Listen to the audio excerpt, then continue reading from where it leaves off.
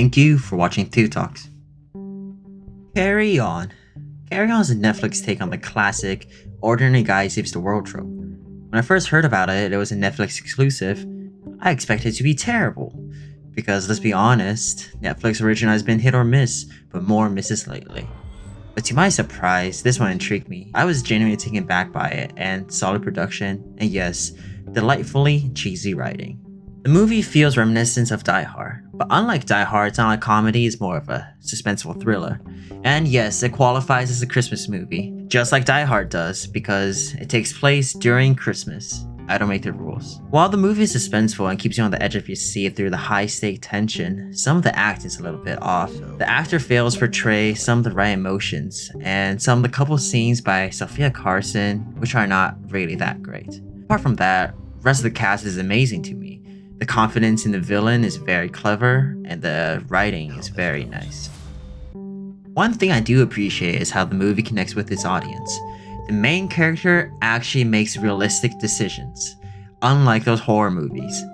Like things you and I would do in the situation. It's not totally staged, like the protagonist actually makes sense. His actions actually have basis behind them. They really cover their bases in that regard. Yes, the movie's cliche, but they do work. You can turn your brain off and still enjoy it because it's engaging and keeps you tense. So let's dive into the story. Ethan Kopech, played by Taron Egerton, yes, the guy from Kingsman. Speaking of Kingsman, I still can't believe one of my friends watched the first Kingsman movie over 100 times in like the span of a year or two. That dude needs some help. So, Ethan Kopech is a young TSA agent working alongside his girlfriend at the airport, Nora, played by Sofia Carson. She works the front desk. So unexpectedly, they're expecting a baby.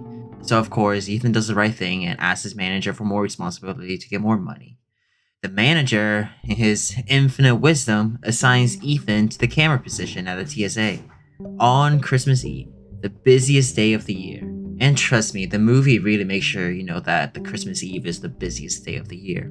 His manager could have easily just said, "Oh, we can start next week." The villain of the movie, known as the Traveler, he's played by Jason Bateman. He sets the story in motion. One of his associates goes through the TSA check and gives Ethan an earpiece, and sends Ethan a text to tell him to put on the earpiece.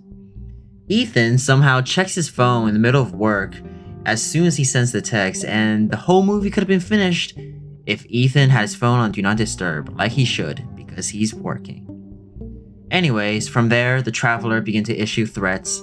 The Traveler tells Ethan to let one particular suitcase pass the x-ray machine, or Nora dies. They have a sniper on Nora somehow. What makes this part of the movie stands out is Ethan's intelligence. He tries things that like you and I would try. He tries to call the police, he tried to call his supervisor, he even secretly calls 911 on his phone, which the Traveler figures out and then threatens him. He sends a text on his Apple Watch, which the Traveler also figures out because the security camera can somehow read the text on an Apple Watch. But besides that, he's not a dumb protagonist. The second part of the movie ramps up its action by a lot. Of course, the suitcase gets through because Ethan doesn't want Nora to die.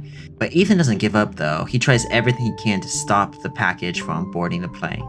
The ending is very predictable. The Traveler gets a taste of his own medicine by whatever was inside the suitcase.